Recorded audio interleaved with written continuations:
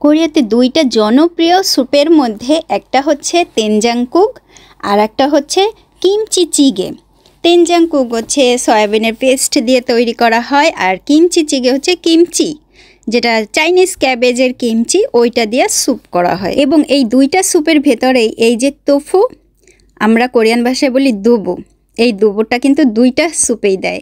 আবার এহোবাক, যেটা কুমড়া, জুকিনিও বলেন অনেকেই, এখন এই কুমড়াটাও কিন্তু দুইটা স্যুপেই মাঝে মধ্যেই দেওয়া হয়। তবে তেনজাং স্যুপ বা সয়াবিনের পেস্ট দিয়ে তৈরি করা যে স্যুপটা, এটাতে বেশি দেওয়া হয়। এখন আমি এটা কুমড়াটা কেটে নিচ্ছি। কোরিয়াতে নানান ধরনের কুমড়া পাবেন, মানে ছোট বড় নানান সাইজের, আবার অনেক সময় জুকিনিও বলা হয়, কিন্তু কোরিয়াতে বলা হয় এহোবাক।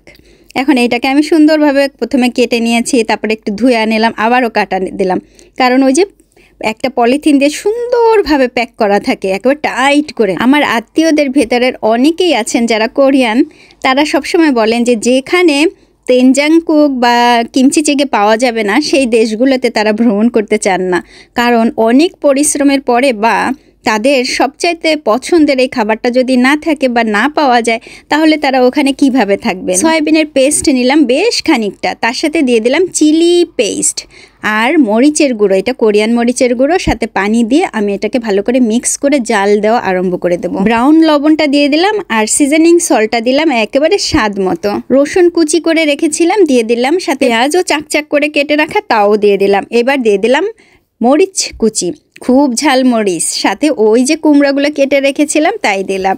একেবারে লাস্টের দিকে যখন কুমড়াগুলো একটু বেশ সেদ্ধ হয়ে গেছে তখন দিয়ে দিয়েছিলাম তুফু। আর এই তুফুগুলো দিয়ে খুব বেশি একটা জ্বালানোর দরকার হয় না, সামান্য একটু জ্বালালেই হয়ে যায়।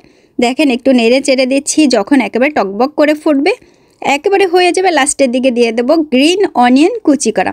বাস হয়ে গেছে, একদম রান্না কমপ্লিট। এখন খাবার পালা।